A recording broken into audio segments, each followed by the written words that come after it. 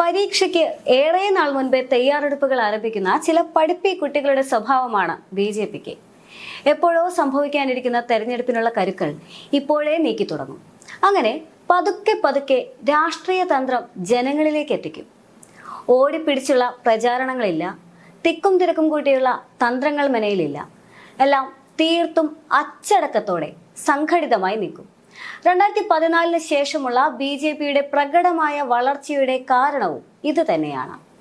കേരളത്തിലെ മണ്ണിൽ താമര വിരിയില്ല എന്ന് പറഞ്ഞപ്പോൾ ആ മണ്ണിൽ താമരയ്ക്ക് വിരിയാനുതകുന്ന വളക്കൂറുണ്ടാക്കാനാണ് BJP ആദ്യം ശ്രമിച്ചത്.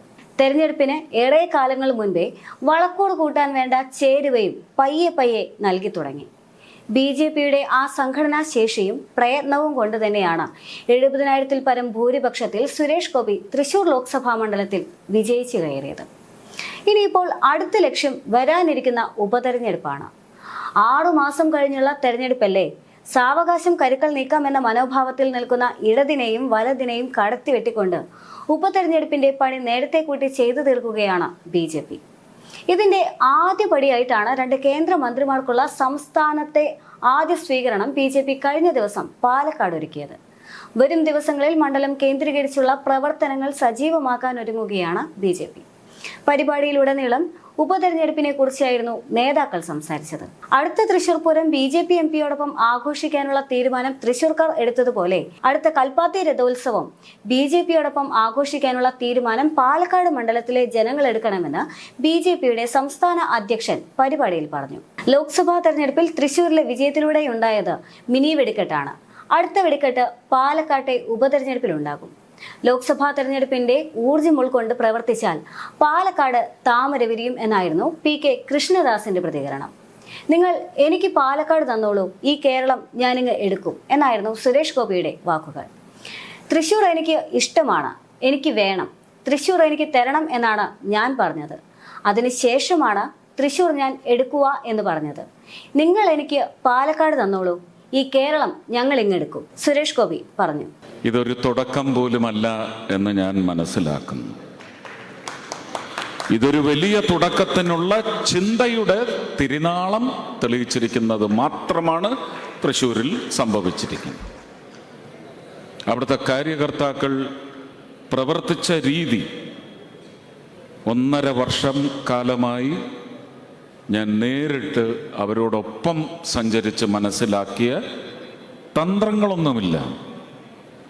എന്നാൽ മുൻകാലങ്ങളിലെ പ്രവർത്തന രീതിയിൽ നിന്ന് ഒരുപാട് മാറിയുള്ള പ്രവർത്തന ശൈലി എന്ന് പറയുന്നത് ആവിഷ്കരിച്ചപ്പോൾ അത് കൃത്യമായി മനസ്സിലാക്കാനും ആ പുതു ആവിഷ്കാര രീതിയിൽ അവർക്ക് ജനങ്ങളുടെ ഹൃദയത്തിലേക്ക് കടന്നു ചെല്ലാൻ സാധിച്ചത് ഈ വിജയത്തിൻ്റെ വലിയൊരു പങ്ക് വഹിച്ച പ്രവർത്തനമാണ്.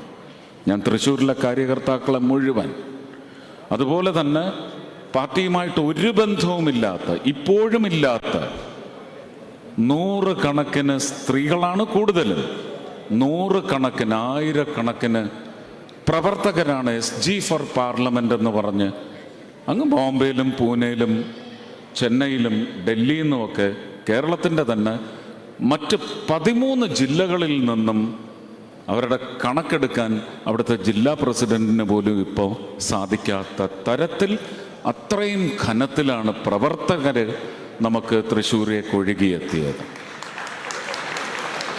ഞാൻ നേരത്തെ പറഞ്ഞു, ഒരു തിരുനാളമൊന്ന് തെളിയിക്കാൻ മാത്രമാണ് നമുക്ക് സാധിച്ചിരിക്കുന്നത്.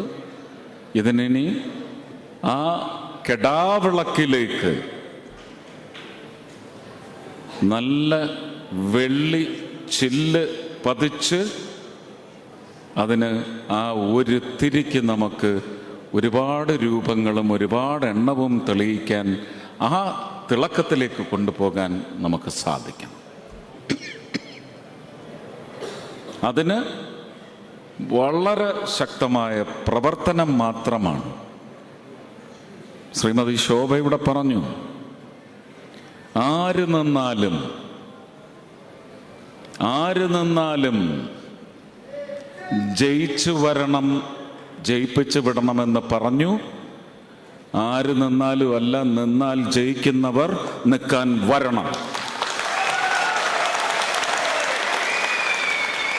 കാരണം ഈ ജയത്തിൻ്റെ ഉത്തരവാദിത്വം തൃശ്ശൂരിലെ ജയവുമായിട്ട് ഒരിക്കലും താരതമ്യം ചെയ്യരുത്. അത് വലിയ ഒരു ശക്തി കേന്ദ്രത്തിലേക്ക് നിങ്ങൾ ഒരു കണ്ണി മാത്രമാണ് നൽകിയിരിക്കുന്നത്.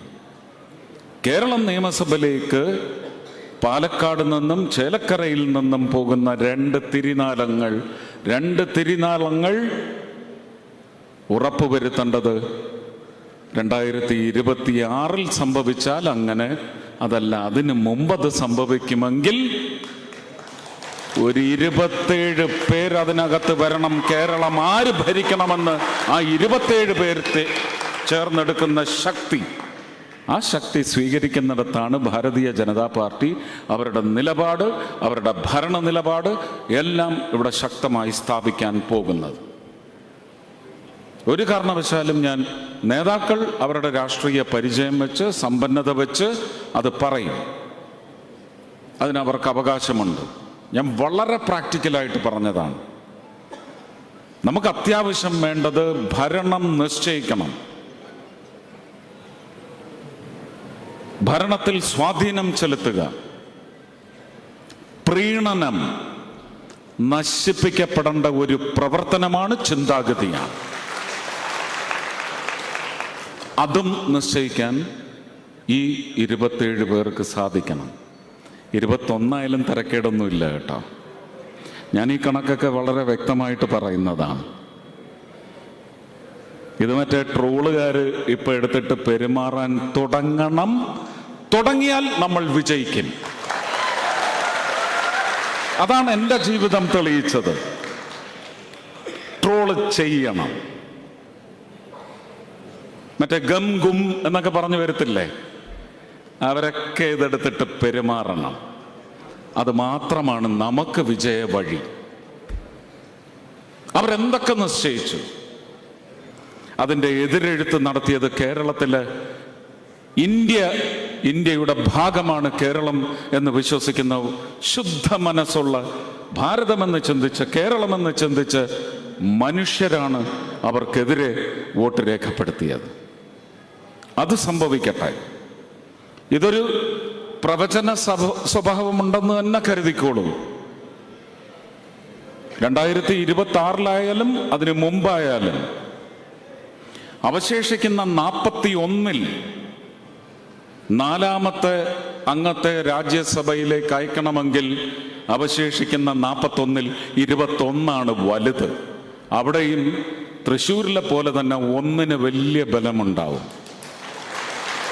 ആ 1 തുടക്കം കുറിക്കേണ്ടത് ഈ ഉപതെരഞ്ഞെടുപ്പിലാണ്.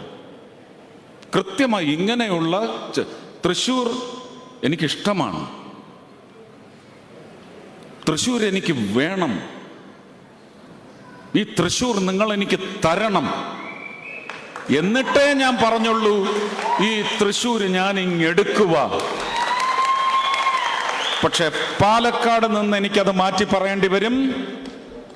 നിങ്ങൾ എനിക്ക് പാലക്കാട് തന്നോളൂ, ഈ കേരളം ഞങ്ങൾ ഇങ്ങെടുക്കും.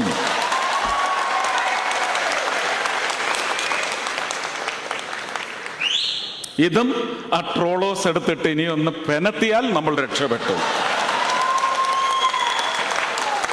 ട്രോളോസ് എന്നാണ് ഞാൻ പറഞ്ഞത്. തൃശൂരിലെ വിജയം ആവേശമാക്കി പ്രവർത്തിച്ചാൽ പാലക്കാടും പിടിക്കാനാകുമെന്ന പ്രതീക്ഷയിലാണ് നേതൃത്വവുമുള്ളത്. BJP രണ്ടാമത് നിൽക്കുന്ന മണ്ഡലത്തിൽ ശക്തനായ നേതാവ് ഇറങ്ങിയാൽ മണ്ഡലം കൂടെ പോരുമെന്ന് നേതൃത്വം കരുതുന്നുണ്ട്. മണ്ഡലത്തിൽ ശോഭാ സുരേന്ദ്രൻ മത്സരിക്കട്ടെ എന്നാണ് ഒരു വിഭാഗം ഉയർത്തുന്ന ആവശ്യം. RSSനും ഇതേ നിലപാട് തന്നെയാണ്. മത്സരിച്ച മണ്ഡലങ്ങളിലെല്ലാം ശോഭയ്ക്ക് വോട്ട് ഉയർത്താൻ സാധിച്ചിട്ടുണ്ട്. ശോഭ പാലക്കാട് ഇറങ്ങിയാൽ വോട്ട് കുത്തനെ ഉയർത്താമെന്നും അട്ടിമറി ഉണ്ടാക്കാമെന്നും നേതാക്കൾ കരുതുന്നുണ്ട്. എന്നാൽ ജില്ലയിൽ നിന്ന് തന്നെയുള്ള നേതാക്കൾ മതിയെന്ന നിലപാടിലാണ് ജില്ലാ നേതൃത്വമുള്ളത്.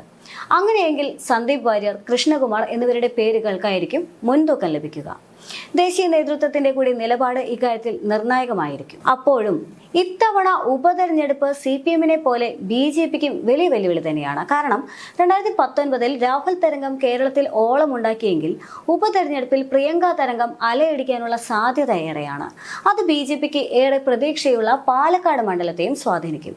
അതുകൊണ്ട് കൃത്യമായ ചുവടുവയ്പ് നടത്തിയില്ലെങ്കിൽ കാലിടറാനുള്ള സാധ്യതയുണ്ട് എന്ന് BJP ആദ്യമേ കണക്കുകൂട്ടി. എന്നാൽ CPM ഇപ്പോഴും തോൽവി വിലയിരുത്തലിൽ തന്നെയാണ്. പാർട്ടിയുടെ പാളിച്ചകൾ മറ്റുള്ളവർ പറയുന്നത് കേട്ട് ആകുലപ്പെട്ടു നിൽക്കുകയാണ് CPM.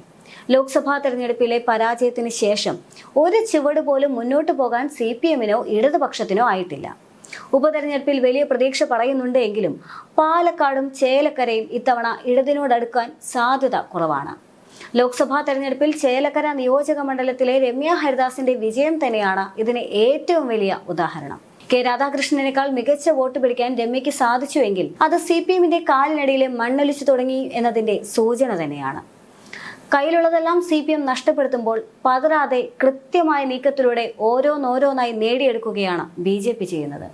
പാലക്കാടിനെ ലക്ഷ്യം വെച്ചുള്ള നീക്കം BJPയുടെ അടുത്ത വിജയത്തിന്റെ സൂചന തന്നെയാണ് നൽകുന്നത്.